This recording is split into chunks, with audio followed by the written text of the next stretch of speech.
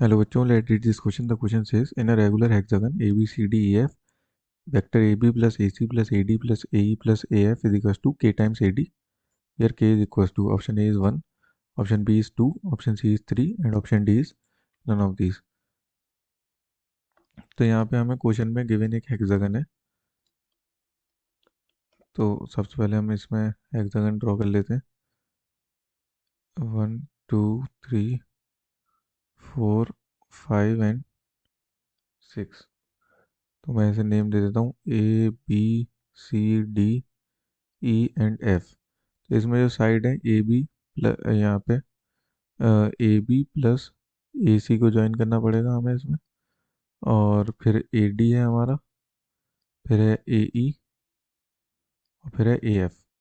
तो ये सब के टाइम्स ए डी के बराबर है, हमें के की वैल्यू फाइंड करनी है। तो इसमें जो की कंसेप्ट यूज़ होगा वो होगा हमारा ट्राइंगल लॉ ऑफ एडिशन।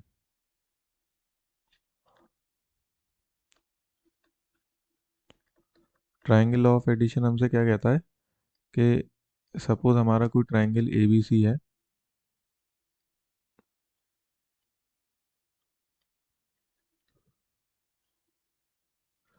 ये हमारा ए बी और सी।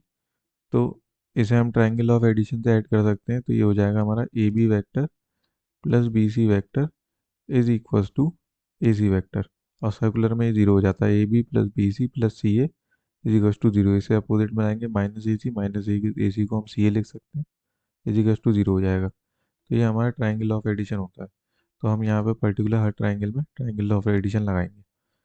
तो हम अपने सॉल्यूशन की तरफ चलते हैं।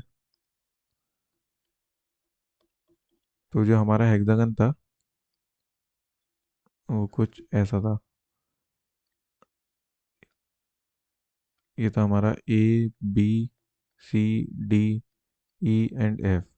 यहाँ पे हमसे A B A C A D A ई और ए एफ का सम जो है के टाइम्स ए डी हमें दे रखा था। तो हम सबसे पहले लेंगे इन triangle A C D by using triangle law of addition. हम ट्राइंगल ऑफ एडिशन लगा के क्या कर सकते हैं, A C vector plus C D vector को हम इसके बराबर लिख सकते हैं, ए डी वैक्टर के बराबर। तो हो जाएगा हमारा A C vector plus C D vector is equals to A D vector. ठीक है, इसे हम लिख देंगे फर्स्ट। ऐसे ही हम करेंगे सिमिलरली। अब हम ट्राइंगल लेंगे इन triangle A D E. A D E वाला ट्राइंगल है, ऐसे ही इसमें भी ट्राइंगल ऑफ एडिशन लगाएंगे। तो ये हो जाएगा हमारा ए D vector plus D E vector A E vector plus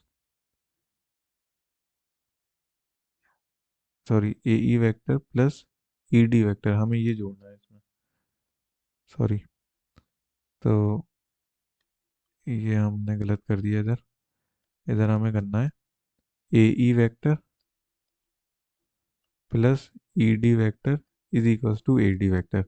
अब ऐसा हमने क्यों करा, हम ऐसे भी कर सकते थे, A D plus D E बराबर ए ई वैक्टर भी लिख सकते थे।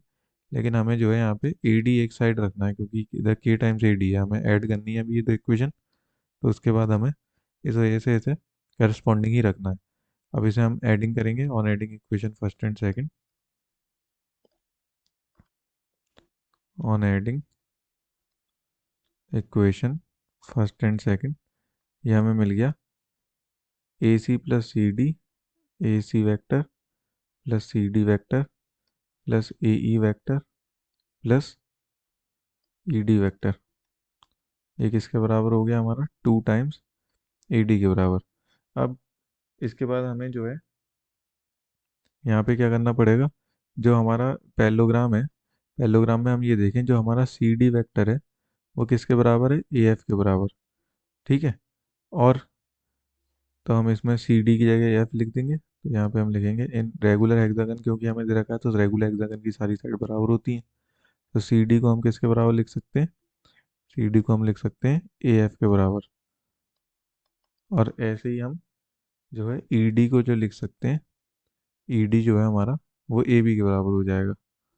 तो यहाँ पे हो जाएगा ई डी बराबर ए बी। हम ऐसा क्यों कर रहे हैं? क्योंकि हमें डिज़ायर्ड रिजल्ट में सी डी नहीं चाहिए, हमें क्या चाहिए? ए एफ, और हमें चाहिए ए बी।